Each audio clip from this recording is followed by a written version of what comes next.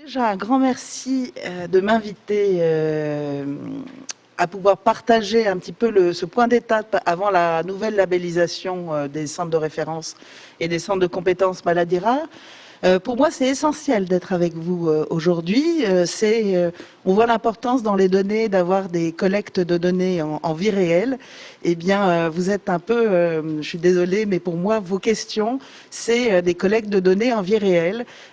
Notre appel à projet, il n'est pas encore figé. La note n'est pas encore parue. Je vous donnerai un petit calendrier. Et ce qui est important pour nous, c'est de pouvoir affiner ce qu'il y aura dedans en fonction des questions qu'on aura pu avoir, de vos points durs, des choses à garder, etc. Donc, pour moi, c'est vraiment essentiel. Donc, merci de me donner l'opportunité d'être ici avec vous. Donc, je vais aller assez rapidement pour le début sur les plans, parce que ça, vous avez plus de mystère, je dirais, sur cette question-là. Et la deuxième partie sera plus axée sur la labellisation, avec un champ avec des questions. Et puis ensuite, on laissera, parce qu'on a 45 minutes, donc c'est quand même large. Et donc, on pourra sans doute prendre autour de 15 minutes d'échange avec vraiment toutes les questions que vous pouvez avoir en tête et pour pouvoir un peu vous dire. Sachant que moi, je ne suis pas toute seule, je m'appuie sur les avis du comité de suivi de labellisation. Donc simplement, au départ, pour partir d'un point de vue très macro, donc ce serait mieux si ça marchait. Maria. Oui, la flèche à droite. Oui, vas-y. Alors, moi, ça ne me dérange pas, hein, parce que je peux y aller comme ça, hein, à la main. Hop. C'est ça le truc, c'est bloqué. Ouais. Ah, donc pas de souci. Et là, ça remarche. C'est l'ordinateur. Ok. Donc voilà, par rapport aux plans nationaux maladies rares, on a effectivement une impulsion et on va parler de la labellisation, mais c'est lié quand même à nos plans nationaux maladies rares, sachant que le premier plan avait permis de mettre en place 131 centres experts, les premiers centres de référence maladies rares. Et donc c'était important de souligner cet historique. Ce n'est pas nouveau. On en est à notre troisième plan maladies rares. Et en fait, dans la complexité, l'accompagnement des maladies rares, on a besoin d'avoir ces plans pour pouvoir justement répondre à des urgences, répondre à cette complexité et de façon à pouvoir être le plus équitable possible. On a besoin d'avoir des mesures qui soient adaptées à la complexité des maladies rares. Je ne peux pas ne pas oublier Orphanet, qui est vraiment pour nous un acteur très important avec qui on travaille en permanence, notamment sur tout ce qui est collecte de données Orphacode. On sait bien qu'il y a parfois des besoins d'harmonisation, il y a tout un travail autour des orphacodes et c'est vraiment quelque chose qui pour nous est important d'accompagner au mieux Orphanet. Donc c'était pour ça que je voulais quand même rappeler l'historique de cette structure très spécifique et qui a une renommée à l'international. Donc par rapport à pourquoi un troisième plan, donc la question c'était l'orientation qu'on a eue avec le premier plan national maladies rares et nos centres de référence maladies rares. Donc c'était où était l'expertise pour les maladies rares. Le deuxième plan maladies rares a impliqué, je dirais, la coordination. On a vu l'arrivée en 2014 des filières de santé maladies rares qui ont vraiment apporté du lien. C'est un soutien, un partage d'informations, une visibilité. Elles font un travail qui est vraiment exceptionnel et je ne pense pas qu'en 2014 on se rendait compte de tout ce que ça apporte aussi pour un centre de référence, pour une coordination. Donc c'est vraiment important et il faut savoir que dans le troisième plan maladies rares, nous ce sont vraiment nos acteurs du terrain, nos premiers référents je dirais. Et dans le troisième plan maladies rares, on a beaucoup d'actions qui passent par la filière de santé maladies rares et qui passent donc notamment par Firando. Et puis l'enjeu du troisième plan maladies rares, ça va être sur le partage. On voit qu'on a un très gros enjeu autour des data, autour des données. La BNDMR aussi est très soutenue, je dirais, et a monté en gamme, en puissance et aussi en qualité dans sa collecte des données. Donc c'est aussi un acteur qui pour nous est essentiel. Donc on construit cette maison maladies rares. On avait besoin de mieux structuré, plus de coordination. Et puis, on a pu, comme ça, dégager, je dirais, sur ce troisième plan maladie rare, des moyens supplémentaires. Donc, il y a eu besoin de mieux articuler le soin et la recherche, l'organisation du soin, les parcours du diagnostic. On voit bien là toute l'importance des protocoles nationaux de diagnostic et de soins. Toute la place du patient aussi dans son acteur, dans son soin, l'importance de l'éducation thérapeutique du patient, l'importance d'avoir des journées d'information maladies rares. Donc on a vraiment ce cercle vertueux et pour ce troisième plan maladies rares, on a eu des moyens pour pouvoir vous accompagner parce que c'était les centres de référence maladies rares et ensuite dans un deuxième temps, dans le deuxième appel à projet, les centres de compétences maladies rares pouvaient aussi candidater pour nos appels à projets. C'était important aussi de souligner leur rôle. Et donc, on a eu besoin de cette structuration. On voit bien que dans le troisième plan, cette structuration entre les centres de référence et les filières s'est organisée, permet d'avoir vraiment déjà une place importante des associations dans la gouvernance de ces filières pour pouvoir, je dirais, co-construire les actions en cohérence avec ce qu'attendent les patients. Et puis, on a vu aussi en place dans cette structuration au niveau entre le national et puis le territorial, au niveau des territoires, l'arrivée de plateformes d'expertise maladies rares sur les territoires avec un appel à projet dédié sur deux fois. Et on a maintenant 19 plateformes d'expertise maladies rares au niveau du territoire national et 5 en Île-de-France, dont 5 en Île-de-France et 4 en Outre-mer.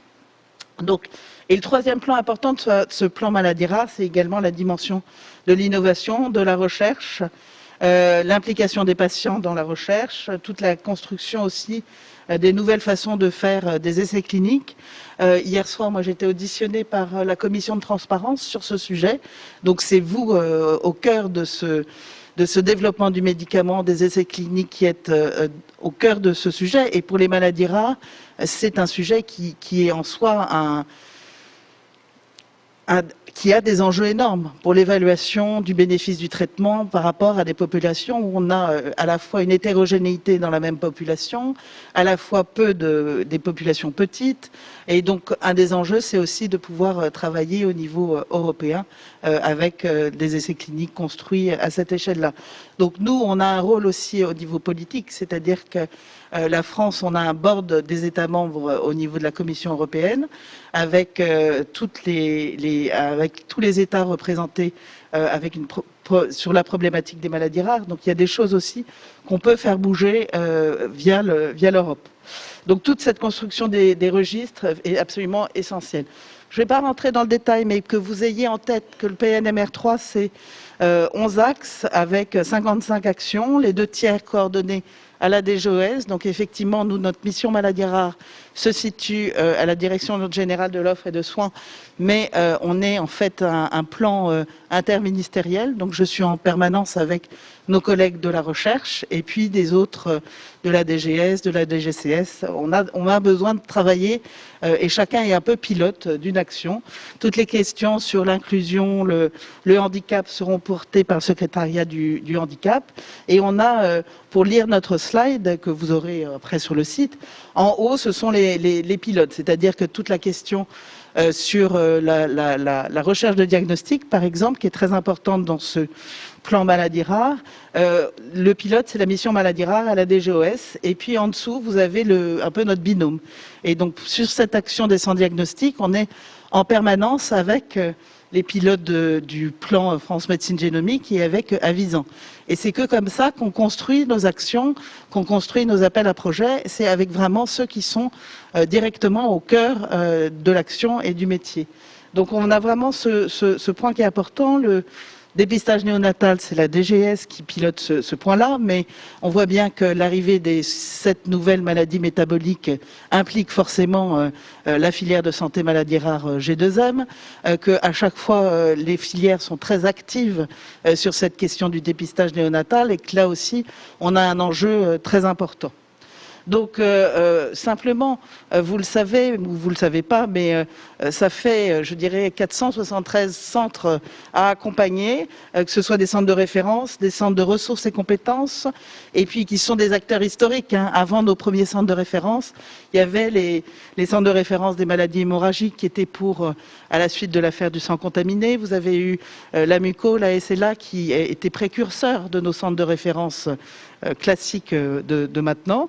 Donc tout cela, c'est un peu la force de frappe et vraiment tous les acteurs qui peuvent faire bouger les choses. C'est certainement pas nous au ministère qui allons pouvoir être sur le terrain. C'est vous qui êtes sur le terrain et la réalité, elle est là.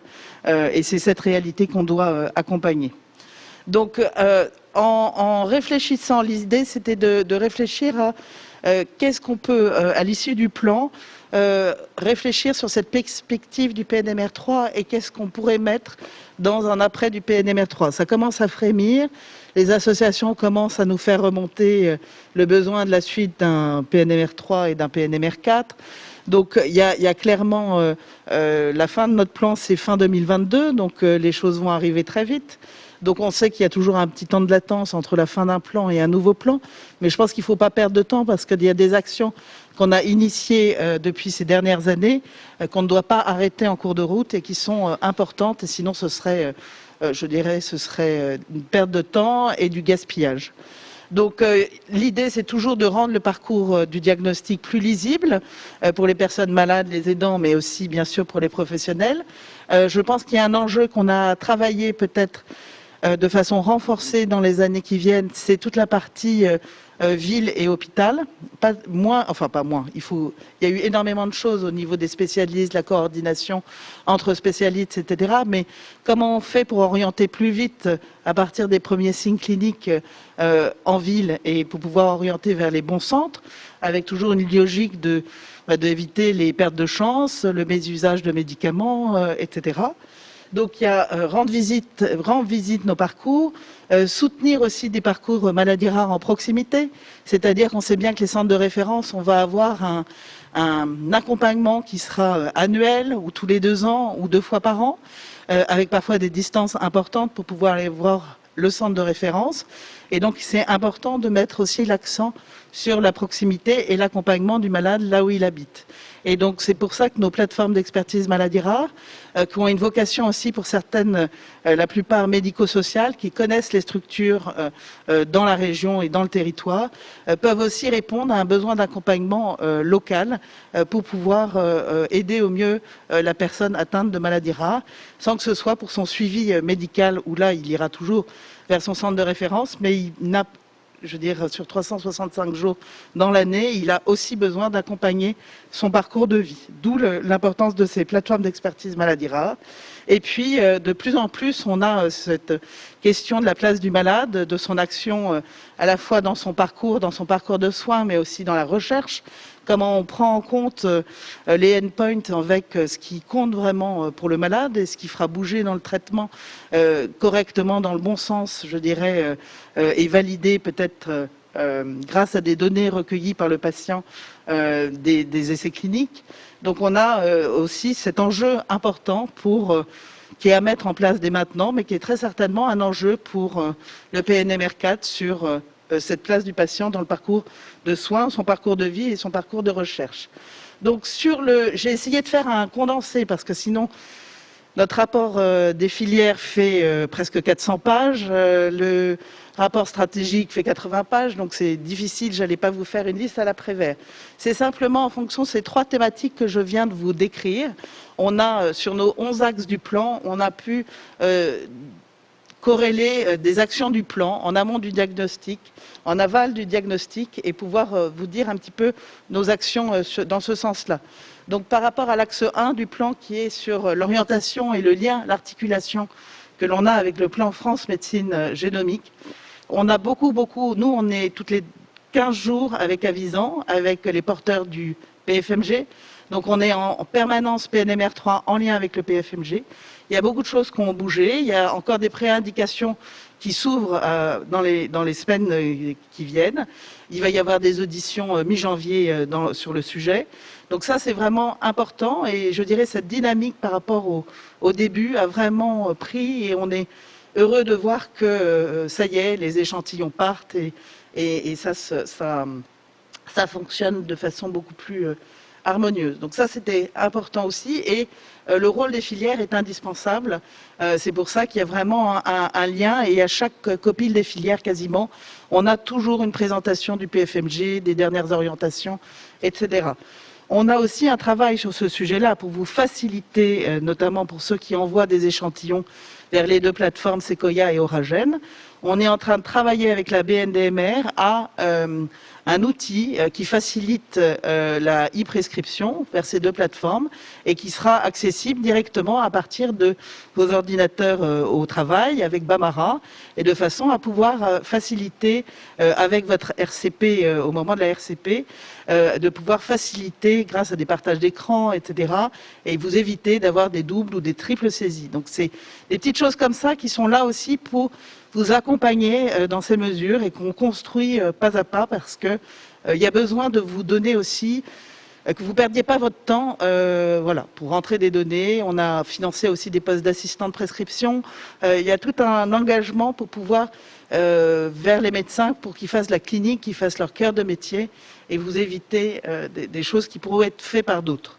Donc ça, on a travaillé ça. On a financé avec ce troisième plan maladie rare des protocoles nationaux de diagnostic et de soins, donc plus de 300. Au début du plan, on est parti avec 50 PNDS et maintenant on est à plus de 300 PNDS qui ont été soutenus. Donc on voit bien qu'en pourcentage, ça a été extrêmement important. Mais derrière, je néglige pas le fait que le travail, c'est pas nous. Nous, ça a été de faire les groupes de travail, de faire les jurys. Mais derrière, il y a tout le boulot pour écrire un PNDS. Ce n'est pas quelque chose de simple.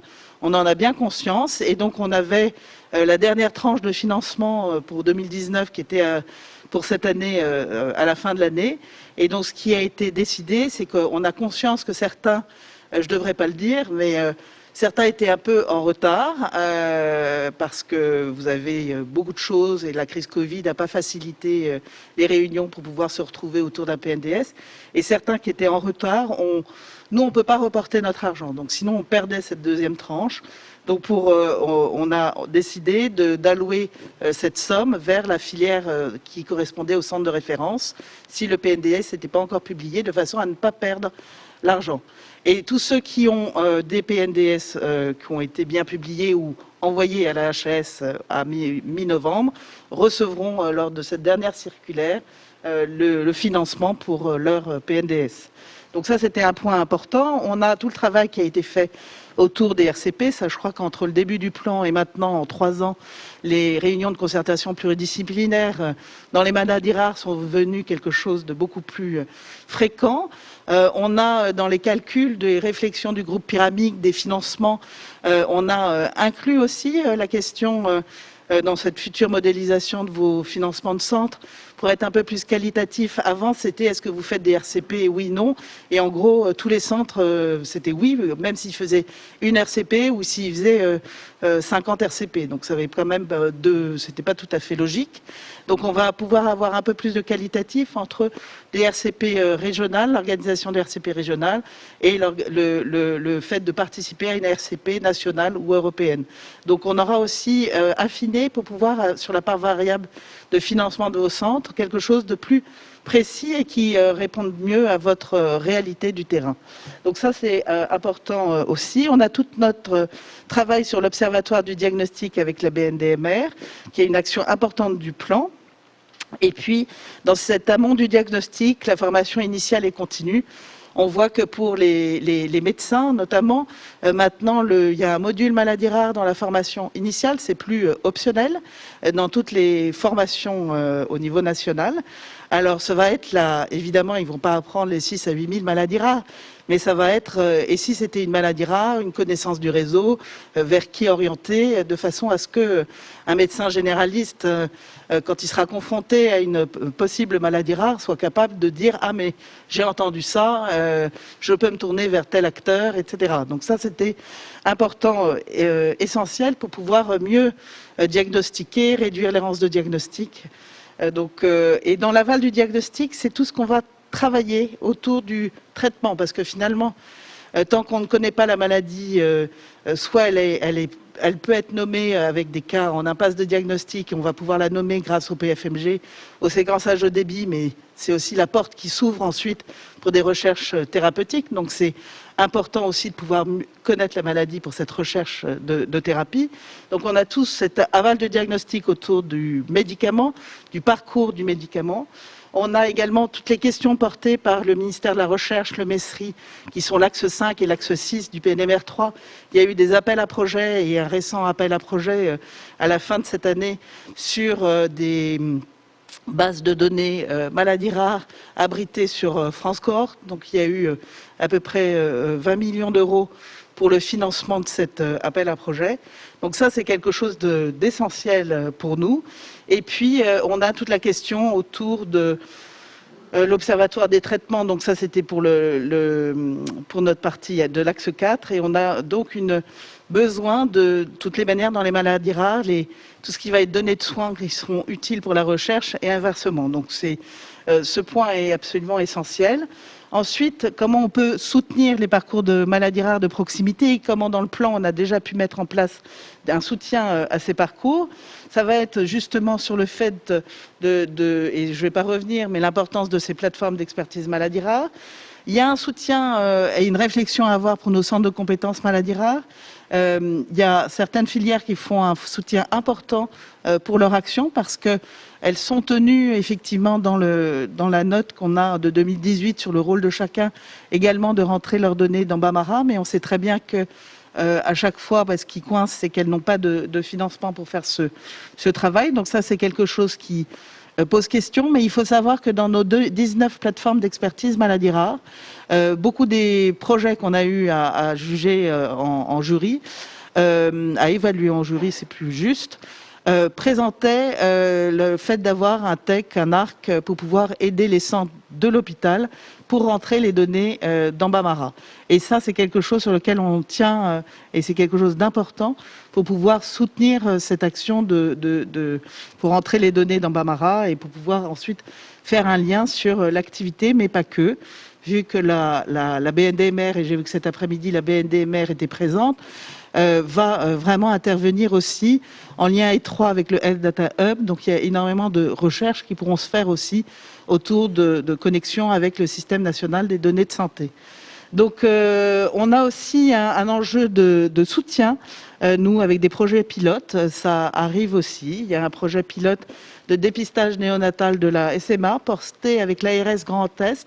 Et donc c'est là où je dis c'est important pour nous parce que c'est pas venu du national pour descendre au niveau du territoire, mais là c'est une action du territoire avec une ARS très proactive qui nous fait remonter un sujet.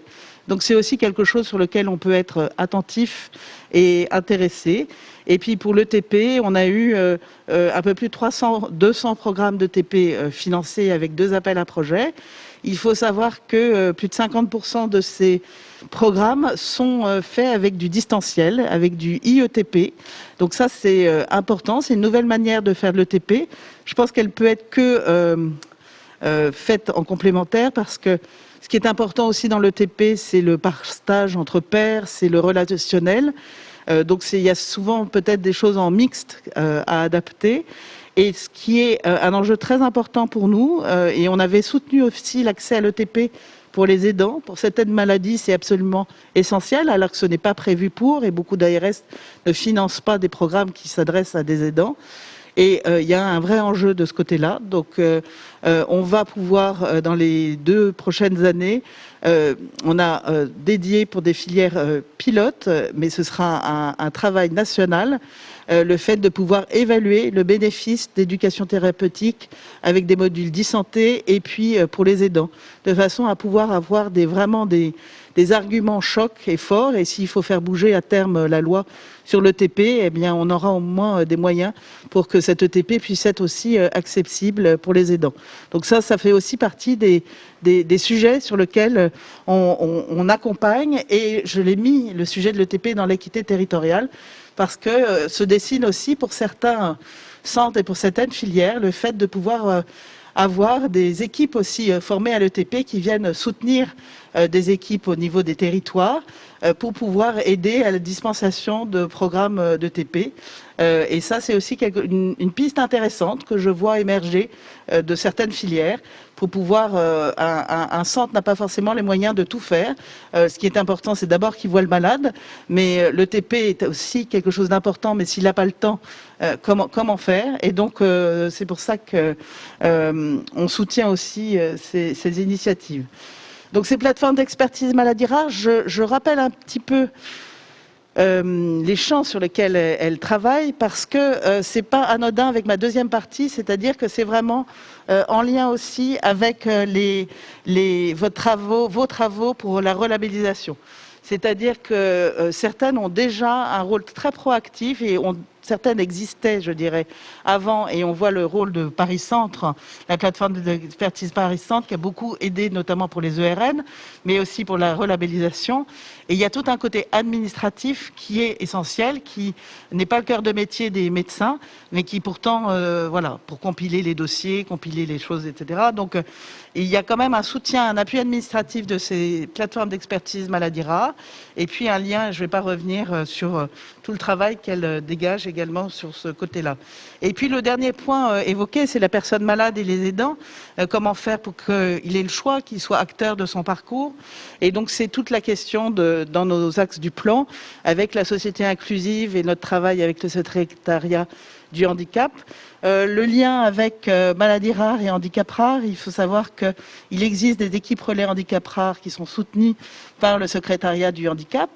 Et en fait, ces équipes relais handicap rare voient pour plus de la moitié de leur famille qu'elles... il y a une notion d'urgence souvent dans leur accompagnement et pour pouvoir trouver des places, etc. Et en fait, la moitié des personnes qu'ils voient sont des personnes qui ont en fait une maladie rare. Donc, nos maladies rares étant multisystémiques et le handicap rare, la définition étant une combinaison de plusieurs handicaps, malheureusement, nos maladies rares rentrent dans le handicap rare. Donc, on a un lien aussi important à faire avec ces équipes relais handicap rare. C'est toute la question de la qualité de vie, comment cette notion de qualité de vie, on la rentre également dans les essais cliniques et dans l'évaluation d'un traitement ou d'un bénéfice d'un traitement. Là, la filière FIMARAD, sur la dermatologie, les maladies rares dermatologiques, a fait tout un travail avec un questionnaire validé sur le fardeau de la maladie. The burden of the disease, et ça c'est quelque chose d'important. Et puis la notion des patients experts, où de plus en plus on a des formations, on a des patients experts qui travaillent étroitement avec nos cliniciens. Donc le rôle des associations est aussi important. On voit bien qu'ils permettent aussi de transformer l'information, pas transformer dans le mauvais sens, de retraduire parfois. Les mots peuvent être complexes et donc c'est important aussi d'avoir leur soutien et de voir cet accompagnement des familles. Et puis elles ont aussi un pied dans des commissions au sein des MDPH et c'est important qu'elles puissent porter cette parole et souligner l'importance et la complexité des maladies rares. Et aussi, c'est pour ça que je tiens à les saluer, elles sont très souvent un soutien financier pour des projets de recherche, alors même qu'on est au niveau très fondamental, qu'il n'y a pas d'industriel, personne n'est là pour pouvoir financer la recherche à ce moment-là. Et elles vont impulser et donner, je dirais, le premier pas pour pouvoir avoir quelque chose de plus ambitieux ensuite. Donc simplement, je ne vais pas rentrer dans le détail, mais c'est important, je pense, les chiffres, que vous sachiez quand même ce que le ministère apporte chaque année pour pouvoir faire nos actions et surtout pour pouvoir vous aider. Donc on a vraiment l'ensemble de notre MIG, la plus importante, c'est le soutien au centre de référence et au CRC. On a ensuite le soutien aux filières de santé maladies rares qui accompagnent les objectifs du PNMR3. Et ensuite, on avait une enveloppe dédiée, ce qui n'était pas le cas lors du deuxième plan maladies rares, pour financer nos appels à projets chaque année avec, je ne vais pas revenir dans les détails, mais tous les projets, les appels à projets qu'on a eu à mener depuis le début du plan, troisième plan maladies rares en 2018. Donc par rapport au rappel du calendrier pour la labellisation des CRMR, CCMR et CRC, on a donc eu un historique qui est maintenant d'avoir une labellisation automatique, entre guillemets, c'est-à-dire tous les 5 ans, on va se remettre dans ce processus. La première labellisation avait fait que pendant 10 ans, un peu plus de 10 ans, 11 ans, des centres n'étaient pas relabellisés, ce qui n'est pas complètement satisfaisant. Donc c'est mieux de rester dans cette dynamique d'ajustement. Et il peut y avoir des sujets et des pathologies qui n'étaient pas pointées 5 ans avant et qui maintenant arrivent et qui pourraient être pertinentes pour un sujet de centre de référence. C'est le cas chez Firando, et c'est tout à fait quelque chose qui semble aller dans une dynamique d'ajuster au mieux en fonction de vos besoins et de pouvoir faire des relabellisations pas à des échelles trop longues. Donc là, on a lancé des consultations et on s'appuie énormément avec notre comité de suivi de labellisation, le CSL, qui est très représentatif de la vraie vie. C'est-à-dire qu'on a des centres de référence, on a des filières de santé maladie rare, on a des ARS, on a des associations de patients. Donc c'est vraiment important d'avoir cette vision avec ce groupe qui est vraiment avec qui on brainstorm. Et la dernière réunion était le lundi, le 6 décembre, et on a énormément échangé sur ce que sera le draft de cet appel à projet. Donc l'idée, c'est de pouvoir échanger sur ces sujets. Si des points sont importants, vous semblent essentiels, n'hésitez pas à me poser les questions après. Et puis après, sinon, à les transférer à Maria et à Jérôme pour, sinon, nous les faire partager. Parce que c'est là aussi, on a besoin d'ajuster au mieux notre appel à projet. Donc on a toute cette phase de préparation et l'idée c'est de vous laisser le temps quand même, presque 6 mois, pour pouvoir répondre à cet appel à projet. Mais tout ce qui sera le travail d'anticipation mené par la filière en amont est essentiel quand même pour pouvoir être efficace, je pense, et le plus efficient possible. Donc l'idée c'est d'avoir un appel à projet qui serait lancé mi-mai pour un retour mi-octobre 2022. Ensuite, il y a des jurys, il y a des rapporteurs avec des trios, je dirais, pour revoir les dossiers, un clinicien, un chercheur et puis une partie tierce. Donc on reprendra vraiment la méthodologie qui avait été utilisée en 2016. Il y a quelque chose qui sera beaucoup plus facilitant par rapport à il y a 5 ans, c'est qu'il y a 5 ans, tous les centres de référence n'avaient pas de filière de santé maladie rare. Il restait encore des centres orphelins de filière, alors qu'il y a une coordination importante entre la filière et le centre de référence ou centre de compétences. Donc maintenant, ce n'est plus le cas, donc c'est déjà quelque chose qui est plus facile. En revanche, il peut y avoir de nouveaux centres qui se créent, et ça, il y aura une évaluation et qui sera le plus juste possible ensuite pour voir la pertinence ou pas. Et c'est pas nous, ministère, à juger de la pertinence d'un dossier, c'est bien aux acteurs du terrain de pouvoir juger du dossier. Notre objectif final, c'est qu'il n'y ait pas de perte, évidemment, dans les financements des centres de référence, qu'en 2022, les centres de référence continuent à être financés de la même manière et que la relabellisation puisse intervenir au moment du premier semestre de 2023, de façon à avoir eu le jury à ce moment-là et une labellisation officielle des nouveaux centres. Donc voilà un peu le parcours. Donc des questions. J'ai mis un lien sur Légifrance où vous avez le rôle, un peu les missions de chacun, les files actives, etc. C'est important de s'y référer. À CRMR, vous savez, a 5 missions. Donc on voit bien la mission de recours, la mission de recherche, la mission d'expertise, la mission d'enseignement et de formation et la mission de coordination. Sur les points de la recherche, on a eu des échanges lors de notre CSL. L'idée est de présenter pas forcément 4 pages de publications, mais vraiment les publications les mieux placées, les 10 ou 15 meilleures publications. Donc ça, c'était quelque chose qui avait été vu au mois de juin dans le CSL. Ensuite, on a l'idée, bien sûr, de projets de clinique ou fondamentaux financés au cours des 5 dernières années. Et un sujet nouveau, mais qui mérite l'intérêt et qu'on mettra sans doute dans l'appel à projet, c'est aussi la publication de livres, parce que c'est quelque chose qui mobilise du temps, qui souvent sont des ouvrages collectifs, qui sont d'intérêt, qui sont très importants pour la transmission de la formation, et donc qui ne sont pas mesurés par des SIGAPS, et qui pourtant ont mobilisé toute l'expertise de la personne qui va candidater. Donc on souhaiterait que quand il y a un livre qui a été publié, des articles dans un livre par un clinicien, ce soit également mentionné. Donc on le mettra dans l'appel à projet. Et on voit bien que tout ce qui est dans l'expertise, la participation, le fait d'avoir mené un PNDS, pas contrat, c'est-à-dire qu'effectivement ça renforce un dossier. Je ne dis pas qu'après un dossier qui tient bien la route, si ce n'est pas obligatoire, rien n'est complètement figé, mais c'est sûr que ça renforce un dossier d'avoir participé ou mené la publication d'un PNDS ou de l'éducation thérapeutique du patient.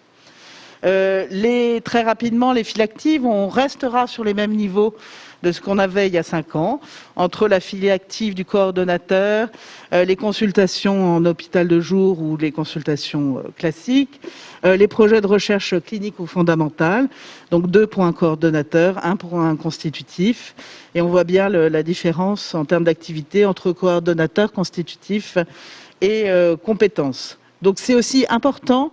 On se sera peut-être mieux souligné, mais un centre de référence, un centre de compétences ne peut pas être hors sol aussi par rapport à son établissement. Donc on aura sans doute un programme, il faut toujours une lettre de soutien de la direction de l'établissement, mais d'une certaine manière, on demandera aussi du côté de l'établissement un peu une vision et un travail qui sera fait, comment le centre de référence s'implique, est soutenu dans son action au sein de l'établissement, peut-être en lien avec la plateforme d'expertise maladies rares, mais il y a quelque chose de plus fin aussi, pas qu'au niveau national, mais au niveau territorial, pour pouvoir soutenir au mieux nos centres de référence et qu'il y ait vraiment un lien formel et pas juste un courrier signé de la direction de l'établissement, mais qu'il y ait vraiment un engagement de leur part pour pouvoir donner les moyens aux centres de fonctionner. Donc, les conditions après sont des limites d'âge. On doit effectivement prendre en compte forcément ces limites d'âge administratives, même si la personne est tout à fait capable. Il peut y avoir quelques exceptions, je dirais, dans les candidatures, dans le sens où il peut y avoir quelqu'un qui peut tomber dans cette limite d'âge, qui a un candidat potentiel, mais un peu jeune pour pouvoir, un peu avec en projet de recherche ou en publication un tout petit peu léger pour la candidature de cette année, de octobre 2022. Et donc l'idée, c'est qu'il puisse y avoir, mais il faudra que ce soit argumenté, un tuilage avec l'idée de 2 ans après de laisser la coordination du centre à ce plus jeune PH qui remplit bien les conditions, mais qui a besoin d'avoir un peu plus de tuilage. Donc ça, c'est quelque chose d'un petit peu nouveau, mais c'est pour pouvoir anticiper et préparer au mieux cette transition, parce que de toutes les manières, rien n'est je veux dire, si on ne le met pas noir sur blanc, à la limite, les choses peuvent cette notion de tuilage n'est pas forcément anticipée suffisamment, et 2 ans ou 3 ans après, ça se fera, mais en ne donnant pas forcément les moyens au nouveau coordinateur d'avoir cette historique de 2 années, d'avoir un travail étroit pour pouvoir reprendre cette suite. Donc on a ce point-là, et donc l'idée, c'est que le responsable soit désigné pour 5 ans, pour la durée de la labellisation. Les questions qui nous ont été remontées, ça c'était des questions qui sont remontées de la plateforme d'expertise maladies rares Auvergne-Rhône-Alpes. Alors je ne sais pas s'il y a des centres qui sont dans cette réunion. Alors oui, je suis désolée pour vous parce que vous participiez peut-être à la réunion, donc vous avez un peu deux fois la même chose. Donc c'était l'idée. Est-ce qu'il y avait leurs questions, c'était est-ce qu'il y aura des grands changements? Donc pas de gros changements par rapport à il y a 5 ans. Les centres multisites seront-ils autorisés? Non, toujours comme il y a 5 ans. On avait plus de centres multisites. Alors multisites, ça ne veut pas dire le coordonnateur est constitutif. Ça veut dire qu'avant, il y a un certain temps, mais pas la dernière labellisation, il pouvait y avoir un centre avec 2 têtes sur 2 établissements. Ça, c'est pas possible. C'est un centre, une tête, un établissement. Après, dans la souplesse qu'on peut avoir, et ça, nous, on n'y trouve rien à redire, dans les moyens alloués que vous avez pour votre centre, si vous êtes en coordination avec un centre d'un hôpital de proximité, avec un collègue, avec des consultations avancées, avec plein de choses, il peut être possible ensuite, d'hôpital à hôpital, de faire une convention et de reverser une partie à l'hôpital avec qui vous travaillez étroitement. Donc ça, c'est, je dirais, du ressort de votre organisation interne et de comment vous voulez déployer votre travail. Des files actives minimum, on garde les mêmes files actives également. On a la question des centres pédiatriques et adultes. Ça a beaucoup discuté avec notre comité de suivi de labellisation, parce que sur un établissement, on peut avoir des établissements qui ont un centre de référence maladie rare qui soit enfants-adultes, et les deux files actives, je dirais, enfants et adultes, sont importantes, les publications sont importantes des deux côtés, la recherche aussi, etc. Mais comme l'idée, c'est d'avoir un centre de référence maladie rare par établissement, si on ne veut pas éclater et garder cette dynamique de travail collectif, ce que l'on aura sans doute dans cette nouvelle labellisation, c'est aussi peut-être un engagement de l'établissement à allouer les moyens, puisque la file active, les publications, les points SIGAPS, etc., sont de la pédiatrie et des adultes sont quand même mis pour le financement du centre, de pouvoir mieux allouer l'action de coordination de la pédiatrie et l'action de coordination des adultes, qui est un peu une redistribution peut-être plus juste, parce que parfois on a un seul centre qui va capter ou pour les adultes, alors que finalement c'est le travail collectif qui importe. Donc ça, c'est aussi un travail qui est plus fin, fait avec la direction de l'hôpital, pour pouvoir bien voir cette dimension enfant-adulte. Donc ensuite, la question au niveau, je suis ravie que vous ayez des collègues de La Réunion qui soient là. On a un enjeu très important sur les territoires d'outre-mer ou bien des territoires, je dirais, isolés. Donc on a aussi sans doute à accompagner ce type de candidature. On a un coordonnateur d'une filière qui revient de Martinique, qui a pu me débriefer la réalité du terrain. C'est quand même très complexe et très compliqué. Et donc, comment accompagner au mieux les patients maladies rares quand il y a, en plus de la complexité de la maladie rare, cet isolement lié à ces territoires d'outre-mer. Donc, ça, c'est une réflexion aussi à avoir au niveau des filières, et beaucoup de filières s'en sont emparées.